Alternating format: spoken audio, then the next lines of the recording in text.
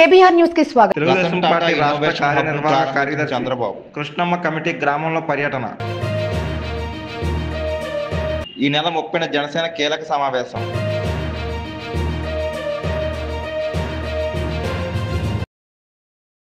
అమరావతి గురించి నీకేం తెలుసు? జగన్ పై మంత్రి అనిత సంచలన వ్యాఖ్యలు.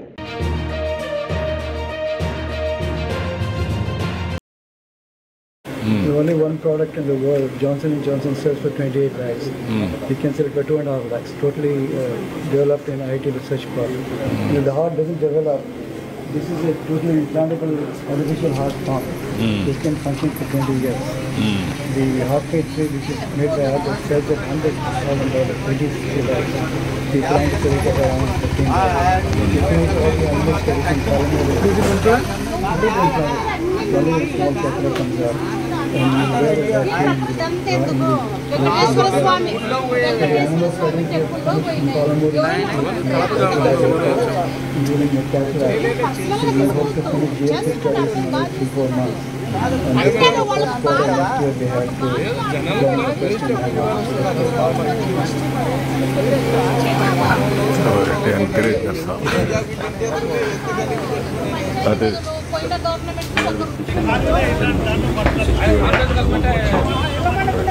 So generally we forgot to switch off the motor before after they walk slowly they will switch off the motor.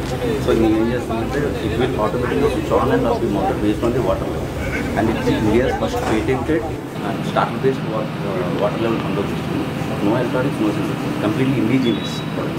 So it will save lakhs of underground water. So till now we have saved 1.3 billion liters of underground water and 5.3 million kilowatt. It is connecting to ప్రత్యేకమైన పరిస్థితులు ఏమిటో directly motor and ప్రత్యేక పరిస్థితుల మధ్య it will when it is in this position it will switch off the motor whenever the water is low. వేరే చెప్పాల్సిన అవసరం లేదు.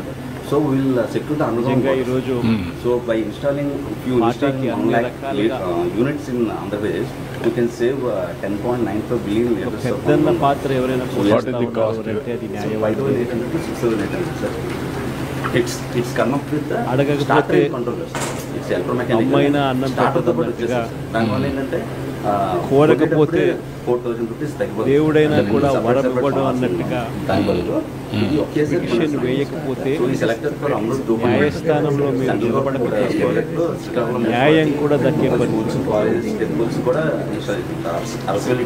కలియుగం అన్నది ఏమిటి అన్నది చంద్రబాబు నాయుడు గారి పరిపాలన 14 నెలల్లో ఇదేనా కలియుగం అని చెప్పి అనిపించే పరిస్థితి ఎవరికైనా కూడా న్యాయం లేదు.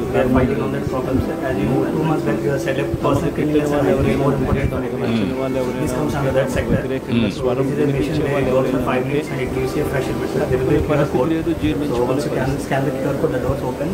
ఎలాగైనా తీసుకుని పోయి వాళ్ళని జైల్లో వేయాలి.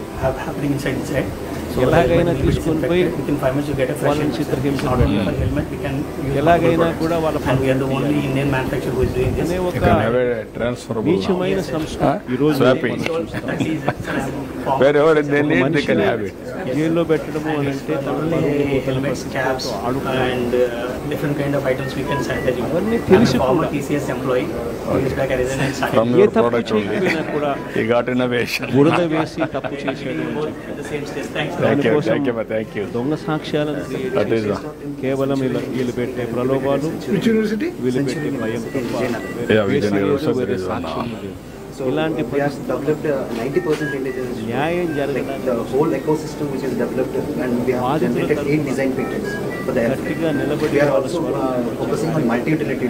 This is as well as agriculture, as well as disaster management, as well as different sector. And this is a unique concept, like there is swappable payload. I can just take out the tank, I can just connect the other payload. So it is like one to disconnect. And also there is a swappable adapter, so I can use it for a multi-purpose. So we have made like 80% to 85% indigenous component. This motor propulsion systems also is based out in India, made in India, and we have totally composite CNC as well as 3D additive manufacturing is done in India and Andhra. Thank you. Good. What about you? March అనేది hyper local social networking platform sir. ఎవరికి కూడా at the same time act as citizen engagement platform. So మేము first time అంటే hyper local గా ఒక social network platform build చేయాలి, civic engagement కూడా create అవ్వాలి అనే దాంతో దీన్ని బిల్డ్ చేస్తున్నాము. మొత్తం 14 మాడ్యూల్స్ తో దీన్ని బిల్డ్ చేస్తున్నాం సార్. గవర్నమెంట్ కి సిటిజన్స్ కి మధ్యలో కూడా కొంచెం ట్రాన్స్పరెన్సీ క్రియేట్ అయ్యేలాగా ఒక బ్రిడ్జ్ లాగా ఏదైతే ఉందో దాన్ని మేము కొంచెం స్ట్రాంగ్ గా బిల్డ్ చేస్తున్నాము. డిఫరెంట్ ఒక్క వైఎస్ఆర్సీపీ ప్రభుత్వం వచ్చిన తర్వాత మాత్రమే అలాంటి పరిస్థితుల నుంచి మా దగ్గర కంప్లీట్ గా నిజంగా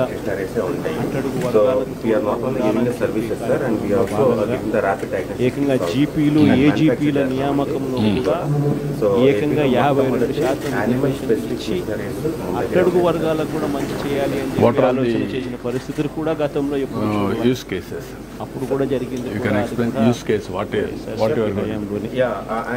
న్యాయవాదులకు సంక్షేమ నిధి కోసం 100 కోట్ల రూపాయలు వాళ్ళకు కేటాయింపు చేసి అందులో 25 కోట్ల రూపాయలు ఖర్చు కూడా పెట్టడం జరిగింది అని అంటే అది కూడా వైఎస్ఆర్సీపీ. న్యాయవాదుల సంక్షేమ నిధికి కాకుండా ఇన్సూరెన్స్ పథకానికి కూడా 1/3 వంతు వాటాను కూడా ఏంటి పిల్లలు బాగున్నారా?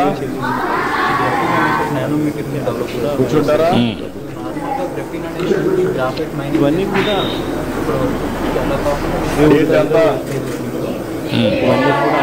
ఎయిత్ క్లాస్ అందరూ బాగా చదువుకుంటున్నారా? ఓకే, ఈరోజు మనందరం కూడా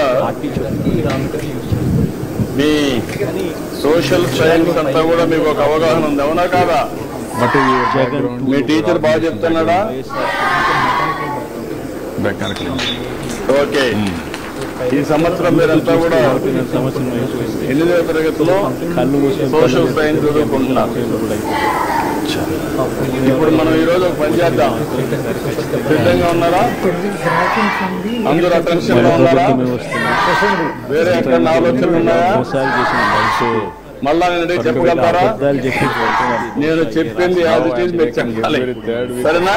సిద్ధమేనా?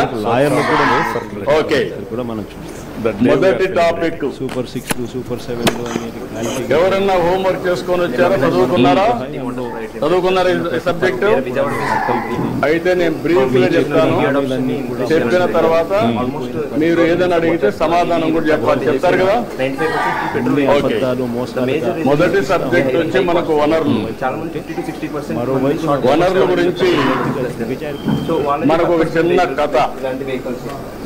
మోనా రాజు తమ ఇంటిని శుభ్రపరుస్తూ వాళ్ళ తల్లితో గడుపుతా ఉంటారు. అప్పుడు ఈ బట్టలు, పాత్రలు, ఆహార ధాన్యాలు, గిన్నెలు, తేనె సీసా, పుస్తకాలు చూడండి.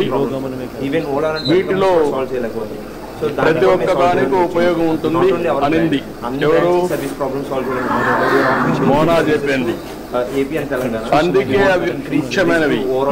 ఇవి అన్ని కూడా వనరులు అని ఎవరు చెప్పారు? అది అయిన తర్వాత వనరులు అంటే ఏంటి అని రాజు వాళ్ళ అమ్మని అడిగాడు. అడిగినప్పుడు వాళ్ళ అమ్మ చెప్పింది ఏం చెప్పిందంటే, మన అవసరాలు సంతృప్తి పరచడానికి ఉపయోగపడేది ఏదైనా సరే అది ఏమంటారు? వనరులు అంటారు. మీ చుట్టూ ఒకసారి పరిశీలిస్తే అనేక వనరులు మీరు గమనించవచ్చు.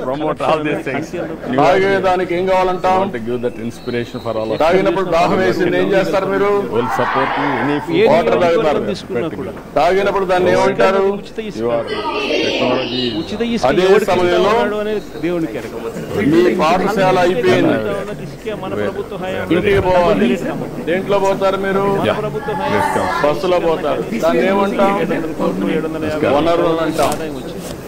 అదే సమయంలో రాయల్టీ రాకపోగా మీరు చదివే పాఠ్య పుస్తకాలు దాన్ని ఏమంటారు?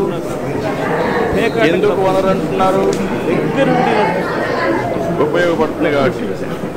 మీ నాన్న ఇంటికి పోతానే మీకు ఏదో తినబండాలు ఇస్తాడు. దాన్ని తాజా కూరగాయలతో కూడా తయారు చేస్తారు. దాన్ని ఏమంటారు? వనరులు అంటారు. ఎందుకు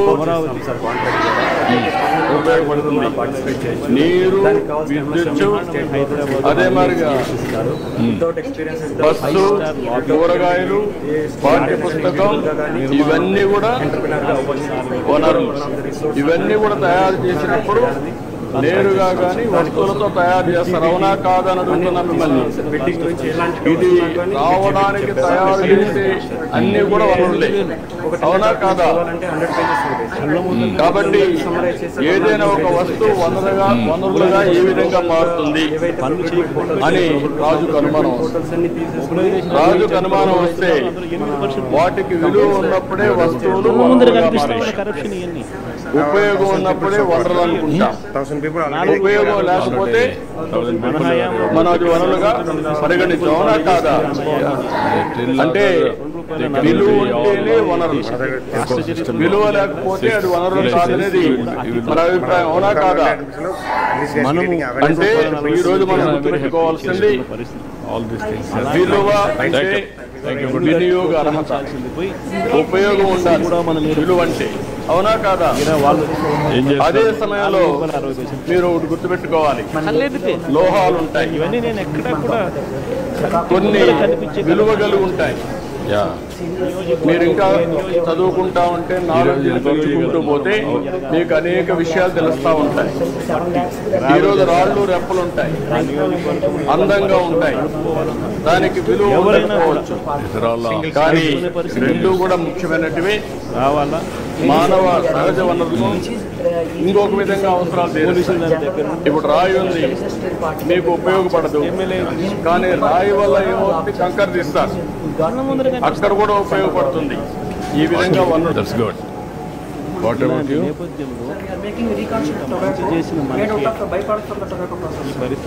Generally, when we process tobacco, these byproducts are generated, which has got no any commercial value. We are making these waste products into useful products. We are making a sheet out of this, made of tobacco waste products. Then the sheet is dried and cut into these filaments. It's basically a circular economy. We are not letting any waste to go outside. We are recycling and reusing. It is used in tobacco products. Tobacco products they are using lesser quality, but they are adding value. This is where we are promoting the circular economy in a big way. ఈ data base ఆధారంగానే Going back to grandma's days. What we are doing. Good exercise. What about you? Dehydrated products are చేస్తాం.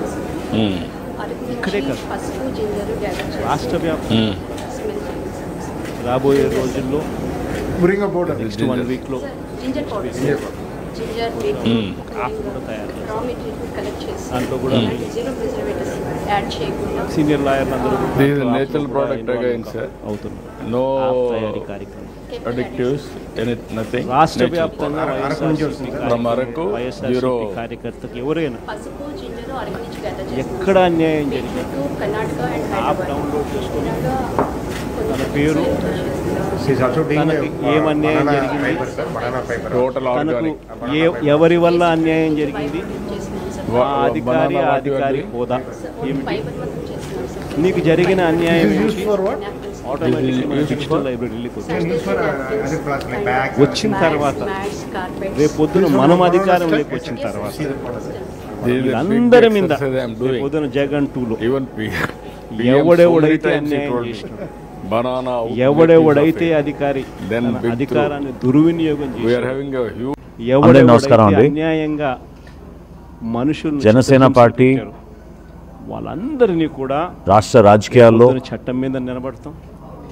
చట్టం తన యువత పని కోసం, చేసుకొని పోతుంది. ఎందుకంటే ఈరోజు చూస్తూ ఉన్నాం ఇవన్నీ. మన భవిష్యత్తు కోసం ఈరోజు లాయర్లుగా మనం పోయి దేశవ్యాప్తంగా వాదించే కూడా కార్యక్రమం ఏదైతే మనం చేస్తా ఉన్నాము అని అంటే, మన రాజ్యాంగం ఎవరి పైన తరపున మనం వాదిస్తున్నాము అని అంటే నిజంగా దెబ్బతిన్న అదే విధంగా వాదిస్తా ఉన్నాం. ఆ దెబ్బ అనేది గతంలో మహానుభావులు చేసిన త్యాగాల్ని స్మరించుకుంటూ కళ్ళ ఎదుటే దొంగ సాక్ష్యాలు, అంకిత భావంతో దేశ రక్షణ కోసం, మన భవిష్యత్తు కోసం ఒక తరాన్ని దొంగ సాక్ష్యాల ఆధారంగా ముందుకు తీసుకురావాలనే అద్భుతమైన ప్రయత్నం జైల్లో పెడతాం. మా పార్టీ అధ్యక్షులు పవన్ కళ్యాణ్ గారు ఆ మనిషి బయటకు వచ్చేసరికి పార్టీ స్థాపించినప్పటి నుంచి కూడా ఆ ఆకాంక్ష నెరవేర్చడానికి కోసం ఆయన చేసిన కృషిని ఈ సందర్భంగా గుర్తు చేస్తున్నాను. అదేవిధంగా రాష్ట్ర రాజకీయాల్లో మార్పు అనేది రావాలి. వైఎస్ఆర్సీపీ పరిపాలన ఎదిరించి వాళ్ళు చేసిన అరాచకాలని, సామాన్యులు పెట్టిన ఇబ్బందుల్ని, క్షేత్రస్థాయిలో ఏ విధంగా వ్యవస్థల్ని నాశనం చేశారో వాటిని ఎదుర్కొంటూ ఒక బలమైన పాత్ర ప్రతిపక్షంలో ఉన్నప్పుడు జనసేన పార్టీ, మా పార్టీ అధ్యక్షులు పవన్ కళ్యాణ్ గారి నేతృత్వంలో 2019 నుంచి 2024 వరకు ముందుకు సాగాం. అదేవిధంగా కూటమి ఏర్పడడానికి ఓటు చీలనివ్వను అనే ఒక జ్ఞానంతో పవన్ కళ్యాణ్ గారు తీసుకున్న ఆ స్టాండ్ని ప్రజల్లోకి తీసుకెళ్ళడానికి కోసం సహకరించిన మా నాయకులు, కార్యకర్తలు, మా వీర మహిళలు, మా జన సైనికులు వీళ్ళందరూ కూడా గ్రామాల్లో కూడా పార్టీ బలోపేతం కోసం అహర్నిశలు కృషి చేశారు. రాష్ట్ర ప్రజలు ఒక అద్భుతమైన తీర్పు ఇచ్చారు. గతంలో ఎన్నడూ లేని విధంగా 100% స్ట్రైక్ రేట్ తోటి 21 శాసనసభ స్థానాలు, 2 పార్లమెంట్ స్థానాలు ప్రభుత్వం ఏర్పడిన తర్వాత ఎంతో గర్వంగా రాష్ట్రానికి ఉప ముఖ్యమంత్రిగా పవన్ కళ్యాణ్ గారు ప్రజలకి చేస్తున్న సేవలు మీరందరూ కూడా చూస్తూనే వచ్చారు. ఈ తరుణంలో ప్రభుత్వం చేస్తున్న అనేక కార్యక్రమాలు, ప్రత్యేకంగా మేము ఎన్నికలకు ముందు సమిష్టిగా తీసుకున్న నిర్ణయాలు, సూపర్ 6 అనే నినాదం కానివ్వండి, ప్రజలకి మరింత సంక్షేమం చేయాలనే ఆ లక్ష్యంతో పెన్షన్ల విషయంలో కానివ్వండి, పోలవరం విషయంలో కానివ్వండి, లేదా అమరావతి విషయంలో కానివ్వండి, సమిష్టిగా కలిసి ఈ అంశాలపైన ప్రజలకి మరింత మెరుగైన సేవలు అందించాలనే ఆలోచనతో ఆ రోజున ఇచ్చిన నినాదానికి కట్టుబడి ఉండి సంవత్సర కాలం ప్రభుత్వంలో ఎక్కడ కూడా ప్రజలకి ఇబ్బంది కలగకుండా సుపరిపాలన, మెరుగైన పాలన, ప్రజలకి మరింత దగ్గరయ్యే విధంగా ఎప్పటికప్పుడు మమ్మల్ని అందరినీ కూడా ప్రోత్సహిస్తూ మా పార్టీ అధ్యక్షులు పవన్ కళ్యాణ్ గారు మమ్మల్ని అందరినీ ముందుకు తీసుకెళ్తూ ఉన్నారు. ఈ తరుణంలో పిఠాపురంలో 12వ ఆవిర్భావ దినోత్సవం సందర్భంగా ఒక బహిరంగ సభ ఏర్పాటు చేసుకుని రాష్ట్ర రాజకీయాల్లో, వర్తమాన రాజకీయాల్లో జరుగుతున్న పరిణామాలు, భవిష్యత్తులో ఏ విధంగా కలిసి ముందుకెళ్దాం అనే దానిపైన చాలా అద్భుతంగా చాలామంది దాంట్లో పాల్గొని కార్యక్రమాన్ని విజయవంతం చేశారు. సంవత్సరం కాలం పూర్తయిన సందర్భంగా మరొకసారి రాష్ట్ర వ్యాప్తంగా ఉన్న మా జనసేన పార్టీ వాలంటీర్స్, అంటే దాదాపు 12,43,000 సభ్యత్వం కలిగిన పార్టీ ఈరోజు జనసేన పార్టీ. ఆ సభ్యత్వ నమోదులో అహర్నిశలు కృషి చేసిన మా వాలంటీర్స్, మా జన సైనికులు, మా వీర మహిళలతోటి ఒక సమావేశం ఏర్పాటు చేద్దామని మా పార్టీ అధ్యక్షుడు పవన్ కళ్యాణ్ గారు సూచించడం జరిగింది. ఈ బ్యాక్గ్రౌండ్లో, ఈ నేపథ్యంలో ఆంధ్రప్రదేశ్, తెలంగాణ రాష్ట్రాల్లో ఉన్న కార్యకర్తలందరినీ కూడా ఆహ్వానించి ఒక చక్కటి సమావేశం ఏర్పాటు చేసి రాబోయే రోజుల్లో ఏ విధంగా మరొకసారి ఒక కొత్త ఎనర్జీతోటి. ఇప్పుడు విషయం ఏంటంటే వైసీపీకి 2014 నుంచి 19 వరకు వైసీపీ పందా అదే. 19 నుంచి 24 వరకు వాళ్ళు అధికారంలో ఉన్నా కూడా అవే అవాస్తవాలని వాస్తవాలుగా చిత్రీకరించే ప్రయత్నం చేయటం. మళ్ళా తిరిగి ఇప్పుడు 24 నుంచి ఈ రోజు వరకు కూడా అదే పందాన్ని వీళ్ళు కొనసాగిస్తుంటే దీన్ని సామాన్యంగా ఏమనాలంటే వారసత్వంగా వచ్చే సమస్యలేమో ఇవి. వారసత్వంగా వచ్చే సమస్యల్ని ఈరోజు ఎదుర్కోవటానికి ఈరోజు మేమందరం కూడా సిద్ధంగా ఉన్నాం. వీళ్ళు చేసే అవాస్తవాలని వాస్తవాలుగా చిత్రీకరించడానికి వీళ్ళు చేసే ప్రయత్నాలని కూడా తిప్పికొట్టేందుకు కూడా మేము కూడా, మా ప్రభుత్వం కూడా, ఎన్డీఏ కూటమి కూడా సిద్ధంగా ఉందని చెప్పడానికి ఈరోజు మేము అందరికీ కూడా ప్రెస్ మీట్ పెట్టడం జరిగింది. ఈరోజు మనం చూసామండి, నిన్న మొన్న మనం చూసాం, ఉదయం లేచిన దగ్గర నుంచి మొదలు పెడతారండి, అమరావతి మునిగిపోయింది, అమరావతి మునిగిపోయింది, అమరావతి మునిగిపోయింది. అరే అమరావతి మునిగిపోయింది అని మాట్లాడితే నేను ఒకటే క్వశ్చన్ చేస్తున్నా, అమరావతి మునిగిపోతే ఈరోజు స్పీడ్ యాక్సెస్ రోడ్లు ఎక్కడైనా మీకు ఎవరికైనా అవాంతరాలు ఏమైనా వచ్చినాయా? ఈరోజు మీరందరూ కూడా బళ్ళు మీదో కార్ల మీదో ఏదో రకంగా ఇక్కడికి వచ్చి ఉంటారు కదా. ఎక్కడైనా రహదారులు ఏమైనా అడ్డుకున్నాయా? ఎక్కడైనా రోడ్లు కొట్టుకుపోయినాయా? మీరు చెప్పండి. లేదు. ఈరోజు నేను సెక్రటేరియట్లో కూర్చుని మాట్లాడుతున్నా, సెక్రటేరియట్ మునిగిపోయిందా? అసెంబ్లీ ఏమైనా మునిగిపోయిందా? ఈరోజు మామూలుగా మాట్లాడుకుందాం.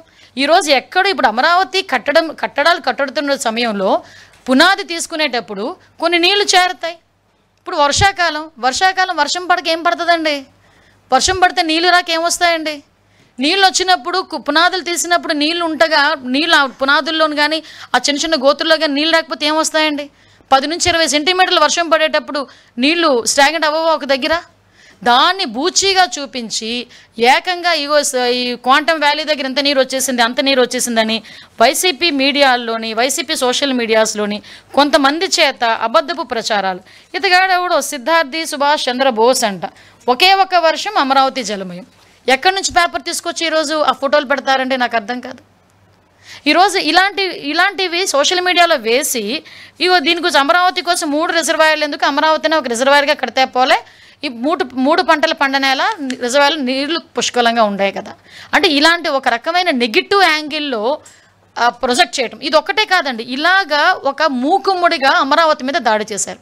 ఈరోజు అమరావతి అనేసరికి ఒక ఆంధ్రప్రదేశ్ ప్రజల సెంటిమెంట్.